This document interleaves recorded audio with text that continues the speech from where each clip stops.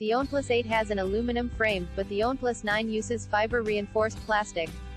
Visually, it looks quite convincing, and even when you hold the device it's not immediately apparent that this isn't metal. As an upside, you also don't get the unsightly antenna lines found on aluminum frames. However, some people prefer their flagship devices to have flagship materials, and if you fall in that category, this plastic design might not appeal to you. The back of the phone is still glass. It comes in 3 colors and 2 finishes. As with the OnePlus 8 before it, OnePlus has left out the ingress protection rating on the OnePlus 9. It's just not enough to get the IP68 rating that the OnePlus 9 Pro has. Also, it's worth noting that OnePlus is sticking with Gorilla Glass 5 for both the front and back of the phone, so you're also not getting the latest in shatter resistance. The back of the phone has a redesigned camera system in the corner. It's simplified and less busy looking compared to the design on the 8, with a triple camera array and a reflective Hasselblad logo that glints in the light. The front of the OnePlus 9 looks the same as that of the OnePlus 8, which makes sense as both phones have the same display. This means it also has the flat glass on the front, which most people seem to prefer, and the hole punch camera in the corner. The OnePlus 9 has a 6.55-inch 2400x1800 resolution, 8-bit AMOLED display. The display has a 120 Hz variable refresh rate and is capable of displaying HDR content. All of these specs are identical to the OnePlus 8T since it's using the same display. Like the OnePlus 9 Pro, the OnePlus 9 supports refresh rates up to 120 Hz and can ramp down to lower values to save power. However, since this isn't an LTPO display, it can't go down to the claimed 1 Hz that the OnePlus 9 Pro display supposedly can. The display includes an optical fingerprint sensor. The fingerprint sensor on the OnePlus 9 is located unusually low, wherein it's only a few pixels above the navigation bar at the bottom. As for the sensor performance, it's mostly fine. If you use the same finger every time to unlock, then it will work without any hassles and almost instantly. However, OnePlus phones do tend to get bamboozled if you switch your fingers every once in a while, even if the other finger is also registered. But that's an issue that only crops up after you've used the phones for a while and not something that usually shows up during the review period. The fingerprint scanner is significantly lower on the display and it doesn't really interfere much with its usability. At most, it may take a couple of days to get used to its new location if you're coming from another OnePlus device. One new feature debuting with Oxygen OS on the 9 Pro takes place in the background. Turbo Boost combines both RAM compression and virtual RAM to let you keep up to 25% more apps open in the background. Virtual RAM reserves a small chunk of storage to temporarily be used as RAM when the main modules are at capacity. The OnePlus 8T review noted all the changes, though not too major, on Oxygen OS 11. The 9 Pro launches with this same version of the OS, so we'll just brush over the basics. During setup, you'll be asked to choose between the default Roboto font and OnePlus Sans. The latter is a light font with a modern look, but some may prefer the former for its superior legibility. You can change this later in the Customization tab under Settings. OnePlus announced that new OnePlus devices in China will launch with a customized variant of Oppo's ColorOS Android skin.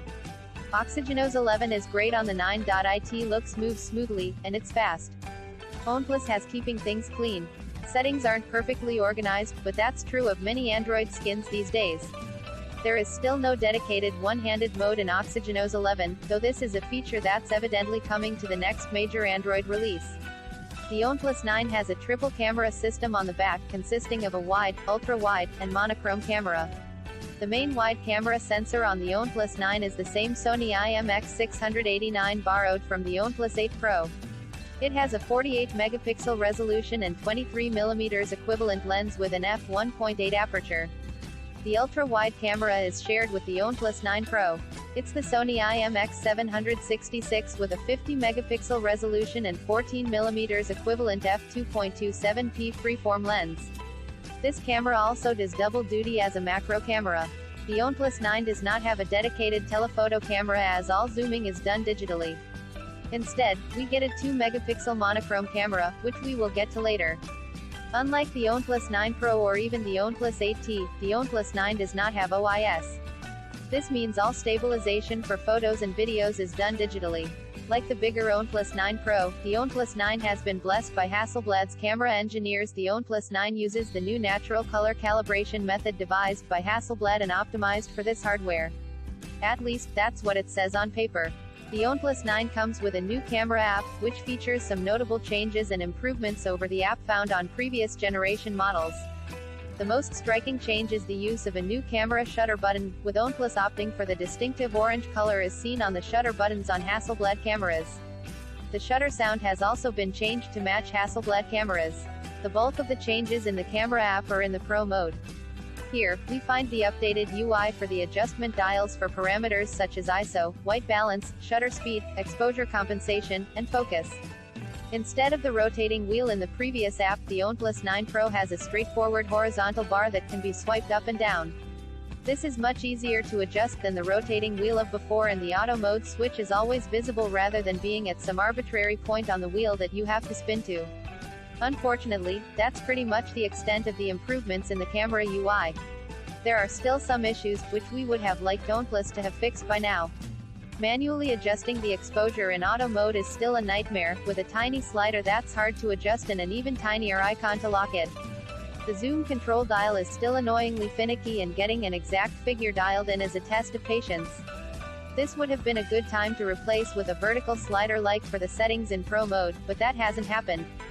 The UI also doesn't rotate when held in landscape. Trying to quickly open the settings menu while in landscape mode is a laughably bad experience, as the screen stays resolutely in portrait mode, even if you have auto rotate enabled. The settings icon is also quite small and difficult to press. Lastly, the Pro mode still doesn't allow you to access any other camera. This means you are strictly limited to the main wide camera on the back if you want full control or the ability to shoot in RAW. There's also no Pro mode available for video. We will start with the daylight performance of the main camera, which is perhaps the most common use case scenario for most people. Starting with the detail, the OnePlus 9 camera does relatively well here.